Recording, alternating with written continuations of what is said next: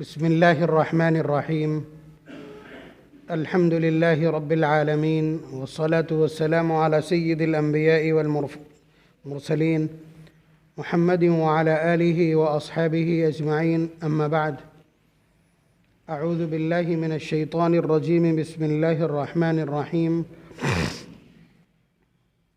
कुलू वशरबू वला तुसरिफू इन्नहु ला युहिब्बुल मुसरिफीन। वक़ाल नबी सल्लल्लाहु अलैहि वसल्लम इन्न मिनल इसराफ़ि अन तअकुल कुल्ल मश्तहीत औ कमा क़ाल सल्लल्लाहु अलैहि वसल्लम।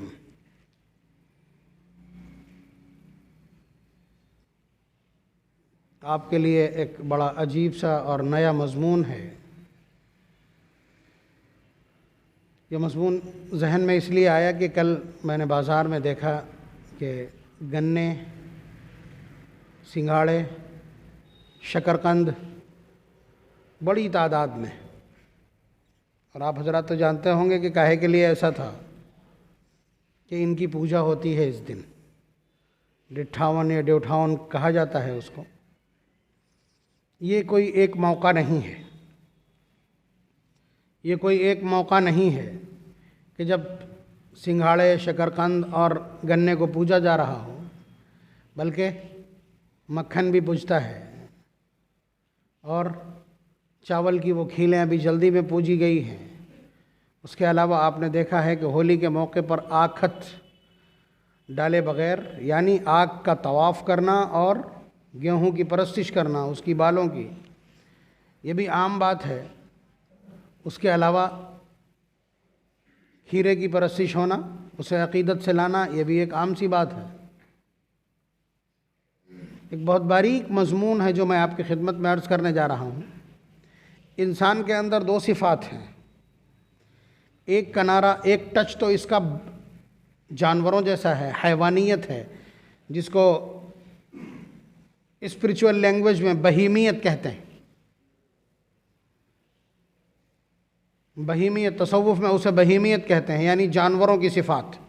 वो क्या है? खाना, पीना, सोना, ख्वाहिशात का होना, ये बहीमियत है। ये सारी चीज़ें किस में भी पाई जाती हैं? जानवरों में भी पाई जाती हैं। और एक टच इसका है मलकूतियत, यानी फ़रिश्तों जैसी सिफ़ात या अल्लाह ताला जैसी सिफ़ात। इसमें थोड़ा सा चौंकेंगे आप। फ़रिश्तों जैसी सिफ़ात, ये मलकूतियत कहलाती है। मिसाल के तौर पर, ना खाना और फिर भी ताकतवर बने रहना, बग़ैर सोए सिर्फ ज़िक्र से अपनी सारी चीज़ों को पूरा कर लेना, ये मलकूतियत कहलाती। फ़रिश्तों का काम क्या है? फ़रिश्तों का काम क्या है? ना पता हो तो याद कीजिए, जब फ़रिश्तों ने दावा किया था कि अल्लाह आप दोबारा एक ऐसी मखलूक पैदा करने जा रहे हैं, यस्फ़िकुद्दिमा, जो खून बहाएगी, खूनरेज़ी करेगी, खून आशाम होगी। नहनु नुसब्बिहु बिहम्दिका व नुक़द्दिसु लक, हम आपकी तस्बीह भी बयान करते हैं, तहमीद भी बयान करते हैं, तक़दीस भी बयान करते हैं। आपका तारुफ़ है, आपकी ताज़ीम है, आपकी किबरियाई है, आपका ज़िक्र है, हम कर तो रहे हैं। तो फ़रिश्तों ने किस चीज़ का दावा किया है? उनका वर्क क्या है? उनका क्राइटेरिया क्या है? यानी हम तेरी तस्बीह व तक़दीस बयान करते हैं। तो ये किसका अमल है? फ़रिश्तों का अमल है। इसी बुनियाद पर उन्हें ना भूख लगती है, ना प्यास लगती है, ना सोने की ज़रूरत पड़ती है। जो रुकू में है तो है, सजदे में है तो है, क़याम में है तो है। जिस ड्यूटी पे लगाया गया, अर्श के पायों को पकड़े है तो पकड़े। बात समझ रहे हैं? ये मलकूतियत है। जितना आप इबादत की तरफ, ताआत की तरफ बढ़ेंगे, मलकूती सिफ़ात यानी फ़रिश्तों वाली सिफ़ात आपके अंदर बढ़ती चली जाएंगी। और जितना आप ख्वाहिशात की तरफ बढ़ेंगे, बहीमियत आपके ऊपर तारी होती चली जाएगी। बात समझ रहे हैं? तो ये दो तरह की सिफ़ात। अब बताइए चाहिए क्या है हमको? इस्लाम क्या चाहेगा? कि आपके अंदर मलकूती सिफ़ात पैदा हों, मलकूती सिफ़ात पैदा हों। और वक्तन फ़वक्तन इसका तजर्बा करा दिया जाता है। मैं मिसाल दे रहा हूँ। अभी आप कितना खा रहे हैं? 2 पराठे या 5-6 पापे या 4-5 ब्रेड सुबह नाश्ते में, आजकल एक आधा अंडा भी, और वो इतना भारी कप चाय का, ठीक है। उसके अलावा दोपहर में हल्का फुल्का, फिर शाम को जम के, बीच में रिफ़्रेशमेंट भी है। तो ये कुल 300-350 ग्राम आटे का काम है रोज़ाना का, और उसके साथ में 100 से 250 ग्राम तक गोश्त का भी काम है। इतना आप खाते हैं। रमज़ानुल मुबारक में आप पूरे दिन भूखे रहते हैं, पूरे दिन प्यासे रहते हैं, लेकिन मिक़दार मिला करके देखिए, आप क्वांटिटी मिला करके देखिए, ना आप इतना खाना खाते हैं, ना इतनी रोटी खाते हैं, और ना आप इतना सामान खाते हैं। और आपके पावर का आलम यह है कि आप 3.25 पारे खड़े होकर के यही सुनते हैं, जिसमें कि शुरू की 8 रकातें 55 मिनट की होती हैं, शुरू की सिर्फ 2 रकातें 22 मिनट की होती हैं। आज अगर इमाम साहब ईशा में ज़रा सी तवील तिलावत कर दें तो कहिए चीमा जबी हो जाएं आप। पावर कहाँ से आया उस टाइम? सोते भी कम हैं उस वक्त, और उसके बाद भी ताकत खूब है माशाअल्लाह। 10-5 पारे भी तिलावत कर लेते हैं, घर के भी सारे काम निपटा लेते हैं, ठीक है, और उसके बाद भी जिस्म में कोई भारीपन महसूस नहीं होता। बात समझ रहे हैं आप? यह है मलकूतियत, कि जैसे ही आप जिक्र की तरफ, तिलावत की तरफ, अब्दियत की तरफ, ताआत की तरफ बढ़े, आपका पावर इंक्रीज़ कर गया। और ईद के दूसरे दिन क्या पोजीशन होती है? DSR भी चाहिए, एंटी एसिड भी चाहिए। बात समझ रहे हैं आप? जैसे ही आप बहीमियत की तरफ बढ़ेंगे, आपका सिकल बढ़ता जाएगा, जिस्म का बोझ बढ़ता जाएगा। बात समझ रहे हैं? मेडिकल साइंस के स्कोप से देखेंगे तब भी आपको समझ आ जाएगा कि जैसे ही चिकनाई बढ़े, कोलेस्ट्रॉल बढ़ेगा, दिक्कत हो जाएगी। तो कहने का हासिल ये है कि खानों की तरफ जाना ये बहीमियत है, जानवरों की सिफात। इबादत और ताअत की तरफ जाना, खुराक का कम होना, ये मलकूतियत है। बात समझ रहे हैं आप? खाना खाना कहीं कभी किसी हाल में इबादत नहीं है। बात समझ रहे हैं? खाना खाना कभी कहीं किसी हाल में इबादत नहीं है। यहां तक कि किसी ने आपको दावत दी है, दावत का कबूल करना वाजिब है। अगर वहाँ मुनकरात और गुनाह ना हो और कोई शरई उज़्र ना हो तो आपको दावत कबूल करना लाजिम है। लिल मुस्लिमी अलल मुस्लिमी सित्तुम बिल मारूफ युजीबुहु इज़ा दाअहु। एक मोमिन के दूसरे मोमिन पर जो 6 हक़ हैं, वाजिब हैं, उनमें से सबसे पहला यही है, युजीबुहु इज़ा दाअहु। जब वो उसको दावत दे तो उसकी दावत को कबूल करे। दावत कबूल करने के बावजूद वहाँ जाना ज़रूरी है, मगर खाना ज़रूरी नहीं है। इज़ा दुइया अहदुकुम फलियातिहा, जब तुम इज़ा दुइया अहदुकुम इलल वलीमती फलियातिहा, जब तुम्हें वलीमे की दावत दी जाए, खाने की दावत दी जाए तो तुम आओ। व इंशा ताइमा व इंशा तरका। हो सकता है आपका रोज़े का दिन हो सकता है आप परहेज़ कर रहे हो सकता है आपका डाइजेशन उस दिन ठीक ना हो सकता है आपको लूज मोशन हो रहे हो, कुछ भी हो। तो ऐसी कंडीशन में ज़रूरी नहीं है कि आप खाना खाएं। खाना खाने के लिए आपको बाध्य नहीं किया गया है।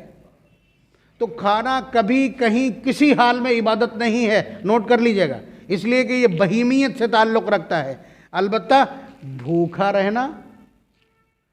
रहना न सिर्फ इबादत है बल्कि फ़र्ज़ है। रमज़ानुल मुबारक में क्या फ़र्ज़ है? रमज़ान में फ़र्ज़ क्या है? रोज़ा नाम किस चीज़ का है? टाइम टू टाइम भूखा रहना, प्यासा रहना। तो अल्लाह तबारक व तआला को खाना खाना पसंद नहीं है। अल्लाह तबारक व तआला को क्या पसंद है?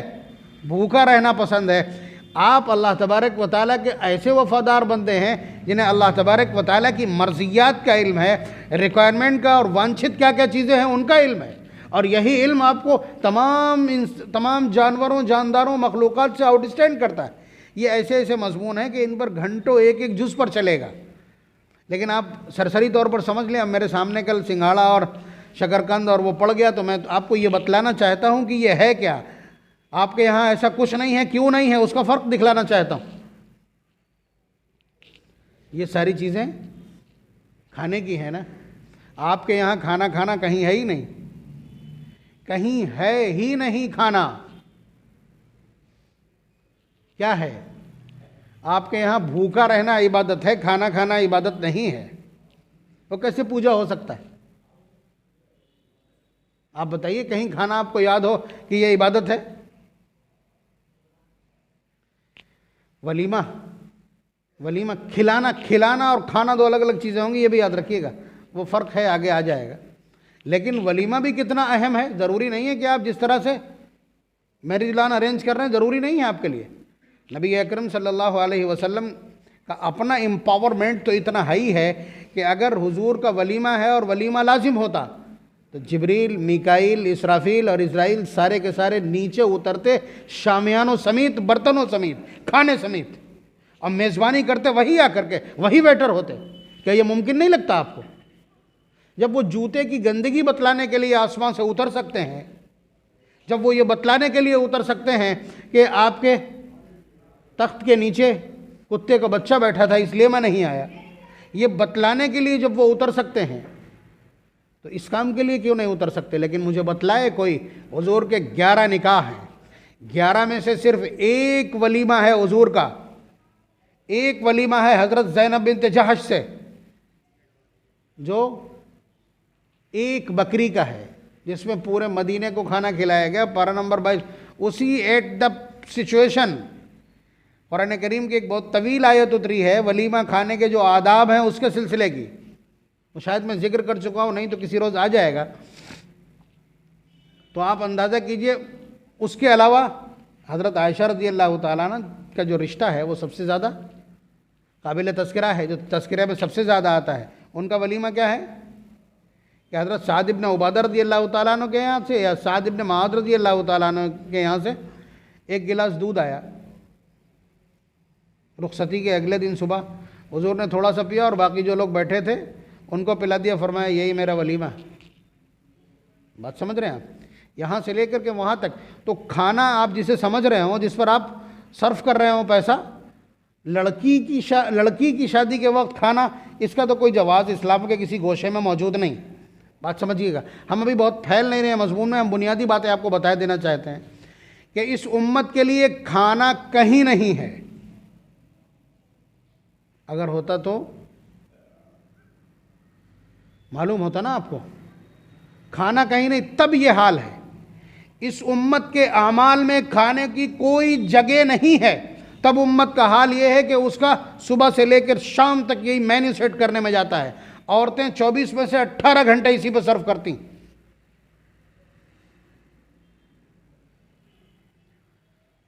अब अगर आपको कुछ ज़रा सा वैसा लग रहा हो तो मैं आपकी खिदमत में आपके फ्रेम में ही वो रख करके चेक करना चाहता हूँ। नबी अकरम सल्लल्लाहु अलैहि वसल्लम की 23 साला ज़िंदगी की रुदात, 23 साला ज़िंदगी की रुदात खाल खाल आप सुन चुके हैं, या कम से कम ये तो मालूम है कि नबी को पसंद क्या और नबी की नापसंदीदगी क्या है। ये तो कहीं ना कहीं आपको पता चल ही गया है। ये आपको मालूम है कि नबी के घर में बसा औकात 3 महीने चूल्हा नहीं जला है, बसा औकात 1 महीने चूल्हा नहीं जला है। और ये भी रिवायत के अल्फाज हैं कि चूल्हे में घास उग आती थी। ये अज़वाज मुतहरात के अल्फाज हैं। हज़रत आयशा सिद्दीक़ा रज़ियल्लाहु ताला अन्हा के अल्फाज हैं, मा शबिअ आलु मुहम्मदिन मिन खुब्ज़ि शईरी यौमैन मुतताबिऐन हत्ता क़ुबिज़ रसूलुल्लाह सल्लल्लाहु अलैहि वसल्लम, कि आले मोहम्मद ने, सिर्फ हज़रत मोहम्मद सल्लल्लाहु अलैहि वसल्लम की तन्हा ज़ात नहीं, ये इंडिविजुअल के केस नहीं है, ये ज़ाती मामला नहीं है, बल्कि फरमाने मा शबिअ आलु मुहम्मदिन, पूरे घराने, पूरे कुंबे ने कभी ऐसा नहीं हुआ कि 2 दिन, 2 टाइम नहीं, 2 दिन लगातार पेट भर के जौ की रोटी खाई हो। जौ की रोटी 2 दिन लगातार पेट भर के खाई हो, आले मोहम्मद का कोई दिन ऐसा नहीं गुजरा। आपको लगता होगा ये शुरू की रिवायत है। अगला जुमला देखिए, हत्ता क़ुबिज़ रसूलुल्लाह, हुजूर की वफ़ात तक की बात कर रही हूँ। हज़रत आयशा रज़ियल्लाहु ताला अन्हा ने क्लियर किया है उसको, उस दौरानियों को, ड्यूरेशन को क्लियर किया है कि ये हुजूर की वफ़ात तक का मामला है। सुना आपने, 3 महीने चूल्हा नहीं जला है। मज़ा अलैना शहर मा नूक़िदु नारन, हज़रत आयशा के अल्फाज कि हम पर एक महीना गुजर जाता था, आग नहीं जलती थी चूल्हे में। भाई नबी की सीरत को अपनाना ड्यूटी है ना, पसंद और नापसंद को समझना तो ड्यूटी है ना। आप लोग सोच रहे होंगे कि ये हर चीज़ पे तो पाबंदी लगी है, अब ये एक खाना बचा था वो भी छीना जा रहा है। मैं मिजाज बतला रहा हूँ। इस वक्त मुसलमानों में 98% पेट के मरीज़ हैं, आप समझ रहे हैं। इन्हीं के ऊपर जिहाद फ़र्ज़ है, इनके जिस्म को ताकतवर होना चाहिए था। इन्हें हमेशा ये दुआ करना होती थी, अल्लाहुम्मा इन्नी अऊज़ु बिका मिनल जुबनी वल हवान, ऐ अल्लाह बुज़दिली से और कम हिम्मती से तेरी पनाह चाहता हूँ। लेकिन जब खुराक इस तरह की, डाइट इस तरह की जाएगी तो उनके पास से बुज़दिली भला चली जाएगी। मैं आगे बतला रहा हूँ, अभी रिवायत के अल्फाज ही पढ़ूँगा आपकी खिदमत में। तो आपने देखा कि आपके नबी की सीरत क्या है, पेट भरा या पेट पे पत्थर? कभी पेट भरा सुना है? कभी पेट भरा नबी अकरम सल्लल्लाहु अलैहि वसल्लम का सुना? पूरे ज़ख़ीरा हदीस को छान मारा मैंने। ये मेरा तहकीक का मज़मून है, 2004 से मैंने इस पर तहकीक की थी, अभी बंद कर दिया उसको मैंने। अनकरीब ये मज़मून फिर से खुलेगा, इस पर बहुत तवील तहकीक है मेरी, कि इस उम्मत को जो कुछ बतलाया गया है वो ये है कि खाने और खाने के सामान से ख़ुद को दूर रखें। उसकी प्रैक्टिस आपको रमज़ान में कराई जाती है। खाना खाना कभी कहीं किसी हाल में इबादत नहीं है। भूखा रहना रोज़ इबादत है। आप साल के सिर्फ 5 दिन छोड़ दीजिए और उसके बाद रोज़ाना आप चाहिए रोज़ा रखिए। एक दिन छोड़ के रोज़ा रखना तो बहुत अच्छी बात है, हफ्ते में 2 रखना और अच्छी बात है, महीने में 3 तो हुजूर ने कभी छोड़े ही नहीं। इसका मतलब भूखा रहना तो इबादत है, खाना इबादत नहीं है। अगर खाना इबादत होता तो नबी के यहाँ तीनों वक्त बेहतरीन खाना पकता। बात समझ रहे हैं आप? अब इस वक्त की जो सूरत हाल है कि हम लोग खाना कितना खाते हैं, जब हिलना दूभर हो जाए, जब हिलना दूभर हो जाए और दावत हो तो चलना दूभर हो जाए। मतलब ये मजाक के लिए नहीं, आप इसको कसौटियों पर रख कर परखिए।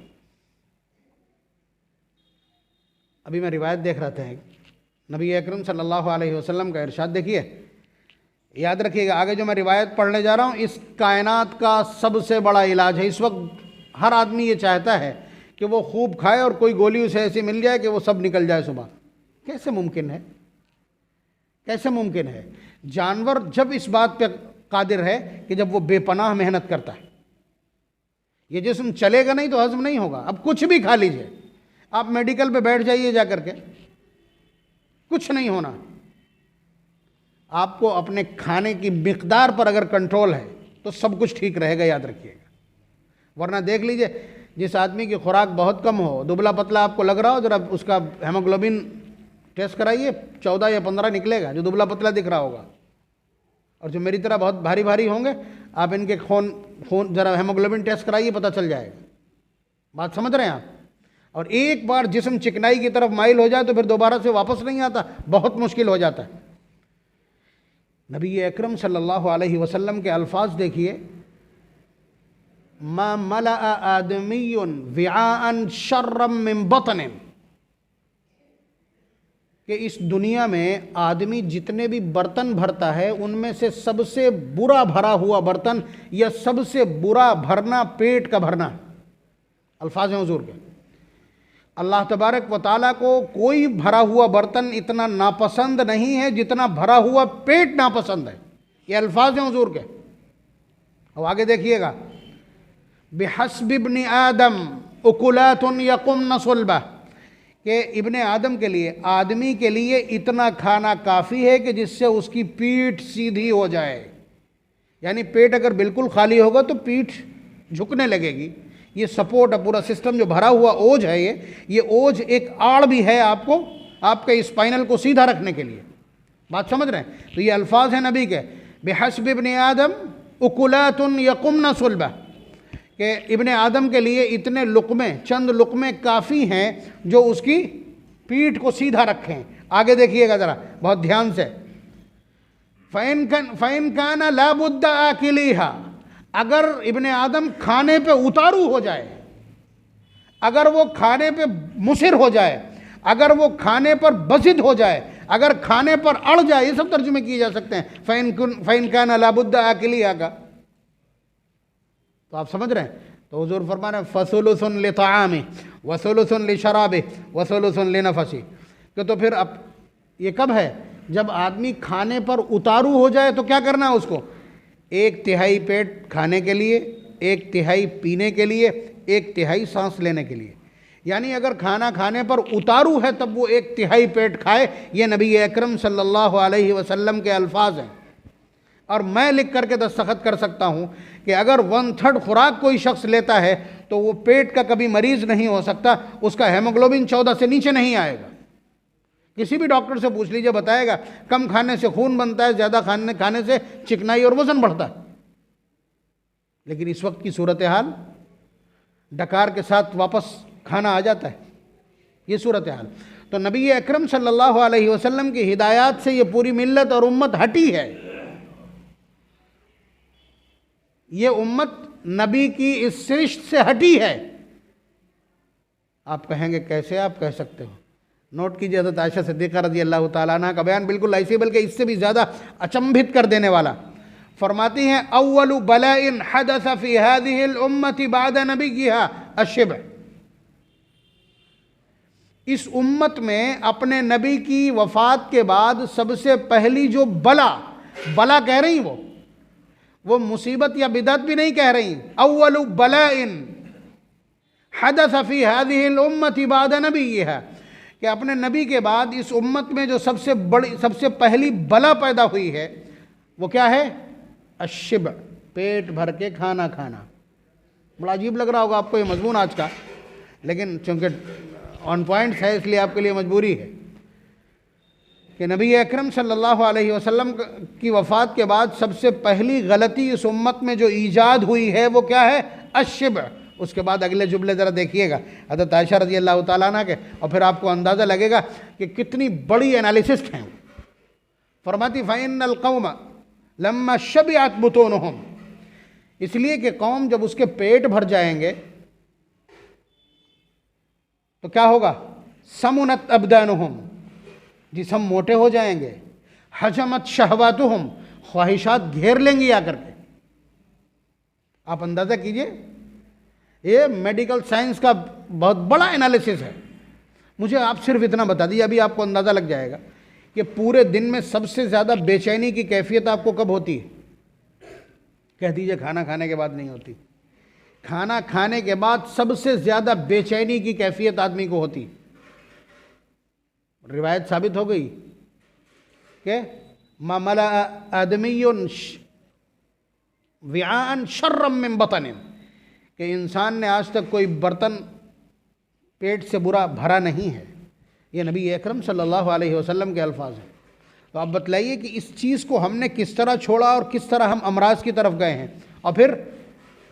और फिर ये बात तय है, मेडिकल साइंस ने, इसने नई वाली मेडिकल साइंस ने नहीं माना था इसको, लेकिन आज उन्होंने भी ये बात तस्लीम कर ली है कि सारी बीमारियां पेट की ख़राबी से होती हैं। ये भी जल्दी का उनका मानना है। आप समझ रहे हैं? पिछले 10-20 सालों में ही उन्होंने ये बात तस्लीम की है कि सारी बीमारियां पेट से होती हैं। और इस कायनात के सबसे बड़े हकीम, तबीब और डॉक्टर ने 1400 साल पहले ये बात बतला दी थी कि अल-मिअदतु हौज़ुल बदन, मैदा कहते हैं स्टमक को, अल-मिअदतु हौज़ुल बदन वल उरूज़ु इलैहा वारिदतुन, कि जो मैदा है ये बदन के लिए एक हौज़ है, ये टैंक है। वल उरूज़ु इलैहा वारिदतुन, और नसें पाइपलाइन हैं, यानी नसें इससे टच हैं। अब मैदे से ही सप्लाई है ना। इज़ा फसदतिल मैदा फसदत साइरल जसद, जब मैदा ख़राब होगा तो सप्लाई कैसी होगी? वो सप्लाई भी तो संक्रमित होगी ना। नबी अकरम सल्लल्लाहु अलैहि वसल्लम ने एक जुमले में पूरा फ़लसफ़ा समझा दिया है। और सारे डॉक्टर ये बतला देंगे आपको कि भरे हुए पेट को इतनी मोहलत देना कि वो पूरी तरह से ग़िज़ा को हज़म कर ले, अगली कोई चीज़ नहीं पहुंचना चाहिए। अगर अगली कोई चीज़ पहुंचती है वक्फे से पहले तो इससे बड़ा कोई डिसऑर्डर नहीं है मैदे के लिए, समझ लीजिए अच्छी तरह से। और हमारे यहाँ यही नहीं होता है। तो आप समझ लीजिए सेहत अहम है या जायका अहम है, ये देखना पड़ेगा। अब फिर वापस आ जाइए मज़मून पर कि अगर आप खाने की तरफ बढ़ेंगे तो बहीमियत बढ़ेगी, आपका वज़न बढ़ेगा, शहवात बढ़ेंगी, ख्वाहिशात बढ़ेंगी और ख्वाब बढ़ेंगे आपके। और जैसे जैसे आप भूख की तरफ बढ़ेंगे मलकूतियत के असरात बढ़ेंगे। तो हमारे यहाँ ग़िज़ा की तरफ भागना नहीं है। अब वो जवाब दे रहा हूँ जो मैंने कहा कि मैंने कल मार्केट में गन्ना और सिंघाड़ा और शकरकंद की बहुतात देखी है, तो मुझे लगा कि इसकी थोड़ी सी वजाहत होना चाहिए, कहीं हमारा नौजवान ये ना सोचे कि हमारे यहाँ यार किसी चीज़ का कुछ नहीं होता, यहाँ तो हर चीज़। तो आप ये समझिए यही बात है कि हमें मलकूतियत की तरफ बुलाया गया है। बल्कि नबी अकरम सल्लल्लाहु अलैहि वसल्लम के अल्फाज बतलाऊँ, तखल्लकू बि अखलाकिल्लाह, कि तुम अपने आप को अल्लाह ताला की सिफ़ात पर ढालने की कोशिश करो। तर्जुमा तो यह है कि अल्लाह ताला के अखलाक इख्तियार करो। अल्लाह ताला के अखलाक क्या हैं? ना खाना ना सोना, बात समझ रहे हैं, निगरानी करना। इसी तरह से अपने वजूद की, अपनी आखिरत की निगरानी करना हमारी ड्यूटी। और नबी अकरम सल्लल्लाहु अलैहि वसल्लम का एक सीरत की एक नमूना और झलक हमने आपकी खिदमत में पेशी की है। और सहाबा के बारे में भी आपको मालूम है कि एक एक खजूर चूस ली और पूरे दिन जंग के मैदान में गुजार दिया, ये भी आपने सुन लिया। तो ये ताकत हासिल काहे से करते? ताकत काहे से हासिल करते? तो इसलिए हमारे यहाँ जब भूखा रहना अहम है तो हमारी तवज्जो कहाँ से हटा दी गई? ग़िज़ा से, ग़िज़ाई मवाद से, जो खाद्य पदार्थ हैं उनकी तरफ से हमारी तवज्जो हटा दी गई है। मिल जाए तो खा लेना, वरना अल्लाह तबारक व तआला का नाम। तो हम उस तरफ तवज्जो करने को तैयार नहीं है, उन्हें माबूद कैसे समझेंगे? लेकिन जिन्हें यह मालूम है कि हम इसी गेहूं की वजह से ज़िंदा हैं, तो वो आखत डालते हैं। उन्हें मालूम है कि ये गेहूं इसी आग पे पकता है। तो इसीलिए जब वो गेहूं तैयार होता है तो सबसे बड़ा त्यौहार मनाया जाता है। दूसरे नंबर पर जो ग़िज़ाई मवाद है वो चावल है, उसकी पैदावार पर दूसरे नंबर का त्यौहार मनाया जाता है। अभी जो कि गुजरा है, क्या होता है उसमें, क्या पूजा जाता है भाई? खील पूजी जाती है ना। उसके अलावा तीसरे नंबर पर शक्कर आती है। तो वो शक्कर का जो बुनियादी उन्सुर है, जहाँ से शक्कर मिलती है, शुगर कैन जिसको कहते हैं, उसकी परस्तिश कल हो गई है। उसके अलावा जो आपके जिस्म को ताकत पहुँचाने वाले सामान है, मसलन घी और मक्खन, वो तो एक माबूद है उनका। मक्खन चोर कहते हैं उसको, शायद चोर भी माबूद हो जाता है। खैर, तो आप ये बताइए कि उसकी परस्तिश। तो ये ग़िज़ाई मवाद की जो परस्तिश है, ये इसलिए कि इस पर हमारी, लेकिन हमको क्या सिखाया गया? अल्हम्दुलिल्लाहिल्लज़ी अतअमना व सक़ाना व जअलना मिनल मुस्लिमीन। तमाम तारीफ़ें उस पालनहार के लिए जिसने मुझे खिलाया, मुझे पिलाया और फिर फर्माबरदार भी बनाया। पानी पिए तो क्या कहेंगे? अल्हम्दुलिल्लाहिल्लज़ी सक़ानी जअलहु अज़बन फ़ुरातन बिरहमतिही वलम यजअलहु मिल्हन उजाजन बिज़ुनूबिना। तमाम तारीफ़ें उस पालनहार के लिए जिसने मुझे ये पानी पिलाया और उस पानी को मीठा बनाया और मेरे गुनाहों की वजह से इसको खारा और नमकीन नहीं कर दिया। आप समझ रहे हैं? जब खाना शुरू करेंगे, बिस्मिल्लाहि व अला बरकतिल्लाह। बरकत का मतलब ही यही है कि 2 लुक़मे खाएं और काम पूरा हो जाए। लेकिन मैंने एक नौजवान को ये जुमला तक बोलते देखा कि बिस्मिल्लाह नहीं करेंगे वरना कम खा पाएंगे। ये जुमला भी बोलते हुए मैंने एक नौजवान को देखा, वो भी इसी मुआशरे का। तो मेरे आज का मजमून सिर्फ इतना था कि हम ग़िज़ाई मवाद की तरफ नहीं जाते हैं, बल्कि खाने की तरफ भी नहीं जाते। खाना इस्लाम में, इस्लामी अखलाक और उसकी पूरी तहजीब और कल्चर में कहीं भी इबादत नहीं है। 11 बीवियां हैं हुजूर की, पूरी 23 साल ज़िंदगी में एक लफ्ज़ ऐसा नहीं ला सकते कि हुजूर ने अपनी बीवियों से पहले से कहा हो कि आज ये पकना है। हमारे यहाँ तो जो सोच लिया वो खाना है। अरे बच्चे फरमाइश कर रहे हैं, सुनिए हुजूर के अल्फाज जो मैंने खुतबे में पढ़े। हुजूर ने फरमाया, इन्ना मिनल इसराफ़ि अन ताकुल कुल्ल मश्तहैत। असल में कुरान में कहीं भी खाने पीने की बिला कैद इजाज़त नहीं आई है। एक जगह पारा नंबर 8 में कुलू वशरबू वला तुसरिफू, खाओ पियो मगर इसराफ मत करना, यानी ओवर मत होना। अब इसराफ क्या चीज़ है, इसराफ क्या चीज़ है, ये एक मुस्तकिल सवाल हो गया। उसका जवाब हुजूर ने दिया है, इन्ना मिनल इसराफ़ि अन ताकुल कुल्ल मश्तहैत। ये भी इसराफ में दाखिल है कि जिस चीज़ का तुम्हारा जी चाहा तुमने वो खा लिया, जिस चीज़ का तुम्हारा दिल चाहा तुमने वो खा लिया, फिर बचा ही क्या है? इसी ख्वाहिश को तो कुचलना था, उसी की पैरवी कर बैठे। अल्लाह तबारक व तआला समझ नसीब फरमाए, इस्लाम और इस्लाम की बुनियादी तालीमात को समझने और उसके अखलाक व तहज़ीब को समझने की तौफ़ीक़ मरामत फरमाए। व आखिर दावाना अल्हम्दुलिल्लाहि रब्बिल